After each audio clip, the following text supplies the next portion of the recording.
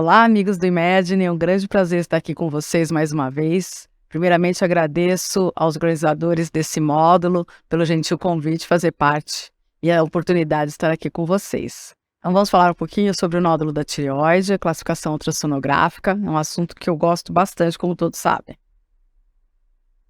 Então, só para contextualizar, o nódulo da tireoide nós sabemos que é uma ocorrência muito comum, acontecendo aí em pelo menos 50% da população acima de 50 anos. A grande prevalência de nódulos se dá principalmente em mulheres com avançar da idade, em áreas deficientes de iodo e também naqueles pacientes expostos à radiação ionizante. A incidência de nódulos é de 0,1% ao ano, ou seja, cerca de 300 mil novos nódulos de tireoide são identificados por ano. E destes, conforme a casuística estudada, 5 a 15% dos nódulos são malignos. Nós sabemos que a ultrassonografia detecta nódulos e alterações milimétricas da ultrassonografia. Né? Então, portanto, nós temos aí um aumento na incidência de nódulos devido à nossa imagem ultrassonográfica, o que leva também a um aumento em 3 vezes no número de punções aspirativas por agulha fina nas últimas décadas. Assim sendo, houve um aparente aumento na incidência de câncer de tireoide, mas se observarmos a mortalidade por câncer de tireoide é a mesma há 4 décadas. Portanto, a ultrassonografia, que é uma das causas desse aumento aí da identificação de nódulos, deve solucionar o problema com foco na estratificação do risco de malignidade dos nódulos da tireoide.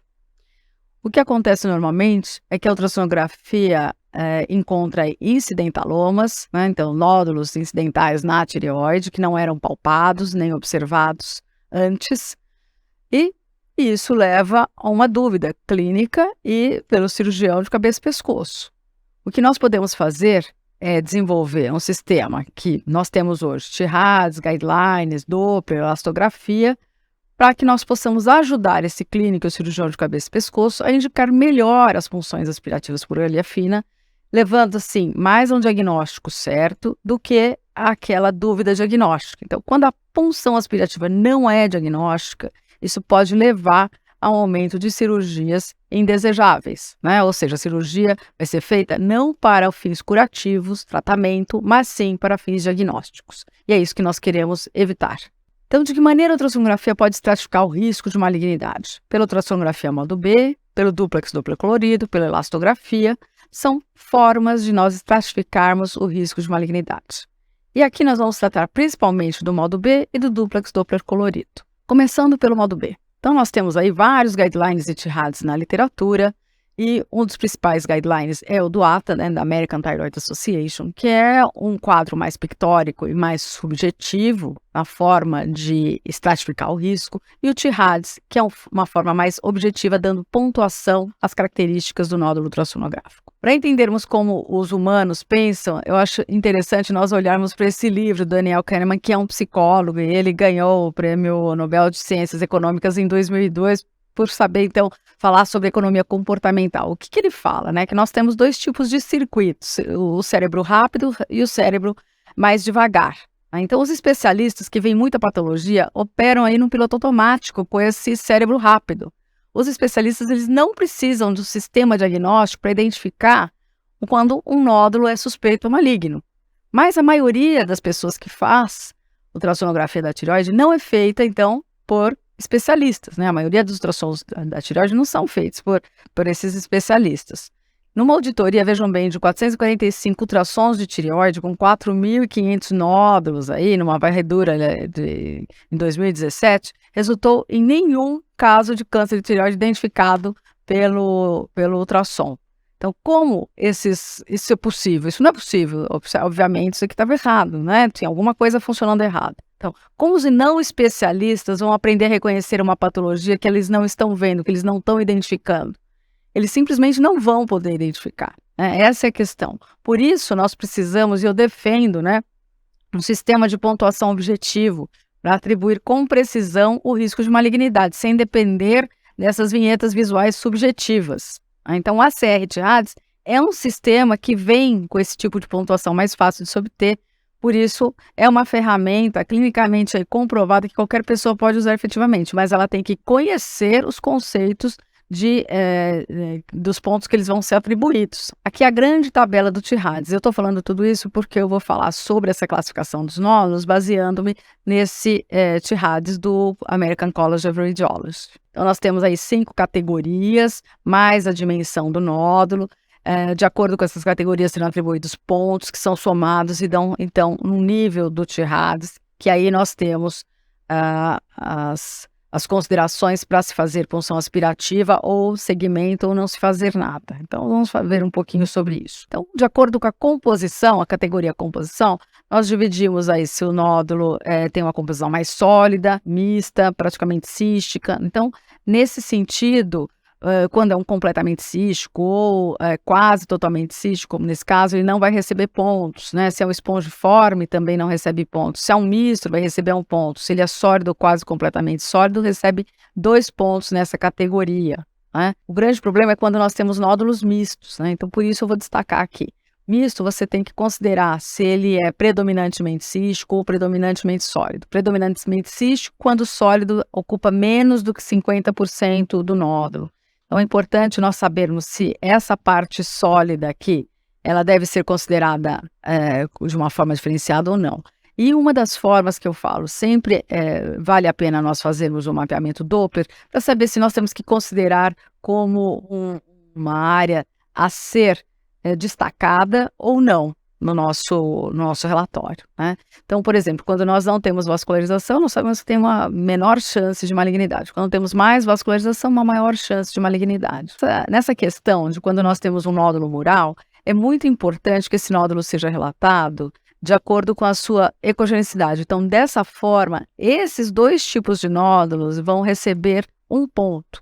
Contudo, quando nós temos um nódulo que tem uma margem irregular, microcalcificação, aí sim nós já vamos pontuar de uma maneira mais acentuada de acordo com esta parte sólida, tá certo? Apesar dos 2 nódulos receberem 1 ponto, esse daqui, olha, tem margens regulares, não tem microcalcificação, então já fica melhor, a menor chance de malignidade, né? Esse daqui era um nódulo maligno, um carcinoma papilífero cístico, e esse daqui era um bócio coloide. Quando nós temos calcificações periféricas grosseiras na periferia que impedem a passagem do som, nessa categoria, composição, nós vamos dar 2 pontos para esse nódulo, tá certo? Só uma peculiaridade dessa categoria. Quanto à ecogenicidade, nós vamos observar se o nódulo é anecogênico, ele não recebe pontos, hiperecogênico ou isocogênico, ele vai receber 1 ponto. Aqui, por exemplo, você pode me perguntar, aqui tem área cística e área isocogênica. Então, a maior parte dele é isocogênico e vai receber 1 ponto por ser isoecogênico. Quando nós não conseguimos determinar a ecogenicidade, exatamente como eu falei, por ter calcificações periféricas ou uma calcificação grosseira anterior, nós vamos atribuir 1 ponto nessa categoria. Quando ele é hipoecogênico, nós devemos distinguir se ele é somente hipoecogênico ou se ele é fortemente hipoecogênico. E como eu distingo isso? Eu vou distinguir se, em relação à musculatura adjacente, se ele tem o mesmo tom de cinza dessa musculatura, eu vou atribuir 2 pontos e vou falar que ele é hipoecogênico. Se ele é mais escuro, mais hipoecogênico do que a musculatura, eu vou atribuir 3 pontos e vou falar que ele é muito hipoecogênico ou marcadamente hipoecogênico. A hipoecogenicidade, nós sabemos que ela é muito importante na determinação da malignidade. Nós sabemos que cerca de 70% dos nódulos malignos são hipoecogênicos. Ele pode ser tanto maligno mesmo, né, fortemente hipoecogênico, ele pode ser um bócio coloide, ele pode ser uma tireoidite, ele pode ser um adenoma.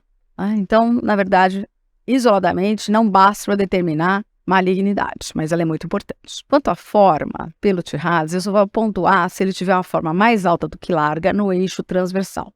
As outras formas, arredondada, angulada e tal, não vou dar ponto nenhum, bem? Então, vou atribuir 3 pontos se ele tiver essa característica no eixo transversal. Quanto às margens, se eu tiver margens regulares, halo, ou margens totalmente mal definidas, eu não vou atribuir pontos. Agora, se eu tiver margens irregulares, lobuladas ou extensão extratiroidiana, eu vou atribuir pontos. Vamos ver um pouquinho alguns exemplos, né?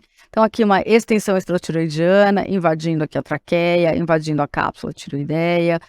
Aqui um exemplo de margem bem definida, margem mal definida sem pontuação também. E aqui uma margem irregular que eu atribuo 2 pontos. tá certo? Nós sabemos que contorno mal definido e irregularidade está presente em cerca de 50% dos nódulos malignos. Quanto às microcalcificações ou os focos hiperecogênicos, né? Focos ecogênicos, ditos aí na quinta categoria do TIRADS. Importa mais a forma, a aparência desse foco ecogênico do que a sua medida para determinar se é uma microcalcificação ou não. Contudo, não deve ter artefatos de reverberação posterior para nós falarmos que é microcalcificação, ou focos ecogênicos pontiformes sem artefatos acústicos posteriores, assim que ele é descrito no TIRADS. Quando tem uma calcificação grosseira, ela deve ser grande o suficiente para ter sombra acústica e geralmente ultrapassa 2 milímetros. Né? Calcificações periféricas, elas podem ser completas ou incompletas e caem todas na mesma classificação. E quando nós temos artefato em cauda de cometa, nós não vamos pontuar, porque isso está muito relacionado à benignidade, ao coloide espesso. Então aqui alguns exemplos, né, mostrando aqui um nódulo misto, uma parte sólida e com focos ecogênicos de microcalcificação, aqui com uma calcificação grosseira central, veja com a sombra acústica, e aqui exemplos de calcificação na periferia, aqui uma calcificação completa, que é a típica casca de ovo, né, que é fina, completa e permite a passagem do som. Esta é descrita na literatura como patognomônica de benignidade. Porém, tanto esta quanto esta, que é muito associada à malignidade, que é aquela fragmentada, né, na periferia, mas é fragmentada, que está ligada à malignidade, elas são pontuadas com 2 pontos nessa categoria, tá certo? Só que esta que é fragmentada também vai ser classificada como margens lobuladas, recebendo mais 2 pontos, então ela vai pontuar aqui 4 pontos. Nós sabemos então que a microcalcificação são esses pontos ecogênicos sem reverberação sonora posterior, né, que estão muito ligadas, associadas com uma especificidade elevada para a malignidade, né? Mas, isoladamente, ela não é preditora de malignidade, assim como a hipoecogenicidade, isoladamente não pode ser dito. Mas, se nós tivermos que escolher algum dos sinais mais específicos aí para malignidade, esse talvez fosse o melhor sinal preditor de malignidade. Aqui também exemplos de microcalcificação. É muito fácil confundir microcalcificação com coloide espesso. Qual é a principal diferença? É que o coloide espesso dá essa reverberação sonora posterior, que é definido, então, como um V profundo, com mais de 1 milímetro de profundidade, e é um sinal forte de benignidade. Quando nós não temos essa relação do foco ecogênico com a área cística, nós temos que considerar que isso seja uma microcalcificação. Muitas vezes no nódulo é possível que nós tenhamos relacionado à área cística, reverberação sonora posterior, mas também focos ecogênicos que não estejam relacionados nem ao artefato de reverberação, nem a área cística anterior. Então, nós somos obrigados a considerar que isso seja uma microcalcificação. Então, nesse outro exemplo, eu estou vendo, então, um ponto aqui, pericogênico, pequeno, dá uma tênue sombra, então nós temos que considerar que isso seja uma microcalcificação aí no nódulo sólido.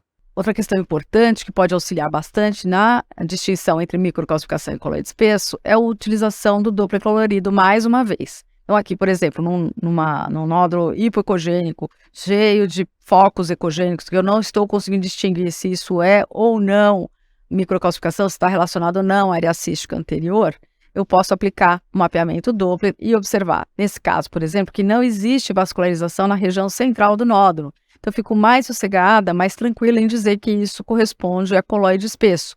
Contrariamente, nesse caso que eu vejo que alguns têm reverberação sonora posterior, um pouquinho de área cística, e eu fico em dúvida se isso é ou não microcalcificação. Mas vejam a vascularização na região central desse nódulo. Isso já me leva a ter maior consistência em dizer que isso deve ser realmente foco ecogênico de microcalcificação. Está mais associado à malignidade.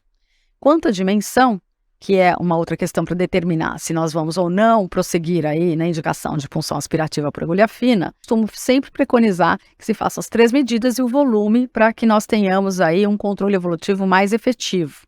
Né? O maior eixo, no entanto, é válido e é o mais utilizado ali para a gente poder indicar ou não uma punção aspirativa, certo? Deve incluir o halo na sua medida, sempre. E se nós temos uma parte sólida importante no nódulo misto, nós devemos também medir essa parte sólida separadamente, fazendo um volume, certo? O segmento do nódulo deve ser feito sempre em relação a um exame prévio de 1 ano ou mais, né? De pelo menos 1 ano, que a gente fala entre um exame e outro. E crescimento significativo é considerado quando nós temos mais de 50% do volume do nódulo ou quando nós temos mais de 20% no diâmetro do nódulo, sendo que esse aumento corresponda a mais que 2 milímetros em 2 ou mais eixos nos nódulos sólidos ou na porção sólida dos nódulos mistos. Esse outro, um nódulo inserido numa doença autoimune, que aparentemente não era muito inocente, porém, olha, vejo que já tinha altura maior do que a largura no eixo transversal, né? Somava aí 7 pontos no TIRADS, mas com essa medida de 5 milímetros, ninguém indicaria aí uma punção aspirativa. Portanto, a decisão aqui nesses nódulos suspeitos, de acordo com o TIRADS, de se fazer a PAF ou não, fica entre o paciente e o médico, de decidir se vai fazer ou não. Porém, nesse paciente mesmo, nós encontrávamos linfonodos bastante suspeitos, com área cística, com microcalcificação, né? E aí, nenhum sistema aí vai deixar de indicar punção aspirativa, tanto para esses linfonodos quanto para aquele nódulo que foi encontrado e, na verdade, era um Bethesda 6, o carcinoma papilífero. Então, o TIRADS faz esse tipo de consideração, né? Então, soma todas as categorias, o que foi encontrado em todas as categorias, inclusive nos focos ecogênicos é a única categoria que nós podemos pontuar mais de uma vez, de acordo com o que nós encontramos, né? E aí vai para a indicação. Se moderadamente suspeito, por exemplo, nesse caso aí que soma 4 pontos, e é muito fácil somar 4 pontos, né? Ele vai para a punção aspirativa se ele tem 1,5 centímetro ou mais, ou vai seguir. Então, de acordo com o nível do TIRADS, né, nós temos o risco de malignidade e a preconização da conduta. Com relação ao duplex Doppler colorido, importante lembrar que nós vamos analisar tanto o mapeamento Doppler colorido quanto a análise espectral. E aqui nós podemos, então, classificar os nódulos, desde um nódulo sem vascularização, que é o padrão 1, até o padrão 5, que tem vascularização exclusivamente na região central do nódulo, como aqui nós vemos um nódulo cortado por um vaso, né? E aqui a vascularização central maior do que a periférica. Nós vemos que não tem um halo completo de vascularização, né? E temos mais vaso na região central. Contrariamente, quando nós temos um padrão de vascularização periférica maior ou igual à central, obrigatoriamente eu tenho que ter a presença desse halo vascular ao redor do nódulo. E a análise espectral vai levar em consideração, quando nós temos vasos detectados aí nesse nódulo, o índice de resistividade, que é um índice semi-quantitativo e que independe do ângulo de insolação, certo? Então, nós vamos selecionar 3 das artérias estudadas. Quando o nódulo é maior, nós temos mais artérias estudadas, e essas artérias vão ser escolhidas de acordo com o maior índice de resistividade que nós identificarmos e principalmente se nós pudermos pegar 2 artérias da região central, 2 índices de resistividade da região central, melhor ainda, né? Então, colocamos na tabela, dividimos em 2 grandes grupos, hipecogênico e não hipecogênico, de acordo com o padrão de vascularização. A medida aqui é do eixo transversal e aqui o índice de resistividade na média aritmética que nós obtivemos. Eu vou mostrar 2 exemplos muito similares, 2 nódulos isocogênicos com uma dimensão muito similar no eixo transversal. Aqui, esse exibe um padrão 4, ou seja, nós não temos aquele halo vascular, ao contrário desse daqui, que é um padrão 3 de vascularização, né? Índice de resistividade aqui, em média, foi de 0,87 e aqui de 0,60, ou seja, quando eu coloco na tabela, esse é um nódulo entre 1 e 2 centímetros de diâmetro transversal, não hipoecogênico, padrão de vascularização 4, né? E o índice de resistividade aqui é de 0,87, ou seja, acima de 0,65. Então, nós conferimos, então, por essa tabela, um risco aumentado de malignidade. Já nesse caso, tem a mesma dimensão, não hipecogênico, só que o padrão de vascularização aqui é 3, né? Índice de resistividade deu 0,60, ele só vai ter um risco aumentado se o índice de resistividade for superior a 0,96, ou seja, ele tem um baixo risco.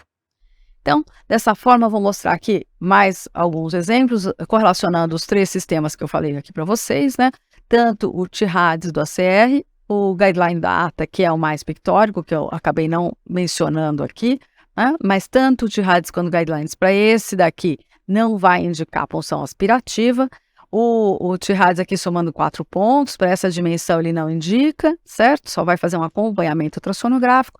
E pelo Doppler também nós não indicamos punção. Esse daqui é um nódulo também muito similar ao anterior, nem o T-RADS nem o Guideline não indicariam punção aspirativa. Pelo mapeamento Doppler é uma vascularização predominantemente central, ou seja, não forma aquele halo vascular, certo? E aí pelo Doppler nós indicamos a punção aspirativa. Na verdade, era um carcinoma papilífero, Bethesda 6. Para finalizar, eu gostaria de deixar registrado que é muito importante o exame do pescoço inteiro, né, na identificação aí dos linfonodos cervicais. Aqui nós vemos, então, linfonodos habituais, né, aquele elipsoide com o hilo vascular central, aqui a vascularização, mostrando, então, a vascularização hilar, um padrão bem habitual de linfonodo. E aqui os linfonodos que podem ser encontrados, né, como os linfonodos aqui, uma área central anecogênica, com microcalcificações, com uma vascularização caótica, uma vascularização subcapsular. Vejam aqui, olha, um pequeno, mas com vascularização bastante subcapsular, e aqui um pequeno também cheio de microcalcificações, todos esses achados anormais e que se deve recomendar punção aspirativa desse linfonodo suspeito, assim como do nódulo que foi encontrado na tireoide de aspecto suspeito também. E para terminar, eu gostaria de fazer aqui as considerações finais, falando que é muito importante nós reconhecermos os sinais de maior risco de malignidade dos nódulos, aí preconizados e que eu mencionei de acordo com o T-RADS, né, mas que qualquer sistema aí falaria de características benignas, lesão hiperecogênica, halo perilesional, aqueles nódulos mistos sem vascularização na parte sólida, margens regulares com halo perilesional, vascularização predominantemente periférica ou sem vascularização, a calcificação em casca de ovo, os índices de resistividades baixos e quando nós vamos fazer a performance com a elastografia, aqueles nódulos macios mais elásticos na elastografia. As características malignas, quando nós temos lesões com extensão extracapsular, nódulo hipecogênico, fortemente hipecogênico, aqueles mais altos do que largos, com microcalcificações, sem halo, né, com as margens irregulares, com a vascularização predominantemente central ou exclusivamente central, índices de resistividade elevados, com acompanhantes aí de linfonodos suspeitos, né, e também aqueles mais enrijecidos, na elastografia. São todos padrões de características de alto risco de malignidade. Então é importante reconhecer esses sinais. Não importa o sistema que nós estamos utilizando, quem é mais especialista não precisa de nenhum sistema, mas quem não é muito importante que nós tenhamos algum sistema para pontuar de uma forma mais fácil, né? Então eu sempre recomendo o T-RADS. Importante estratificar o risco de malignidade dos nódulos da tireoide de uma forma bastante confiável. Não há um sistema de classificação perfeito, como eu mostrei para vocês, e a análise multiparamétrica é sempre o melhor caminho. Para que nós tenhamos, então, um relatório bastante conciso, né? Com a descrição dos nódulos mais suspeitos, o exame do pescoço inteiro e as recomendações de não se fazer nada, ou fazer um segmento por ultrassom ou uma punção aspirativa e comparando-se sempre com os exames anteriores. Para que nós possamos, então, recomendar de fato as PAFs, levando-se em conta o risco para cada paciente e evitando-se aí punções desnecessárias. Muito obrigada pela atenção de todos vocês.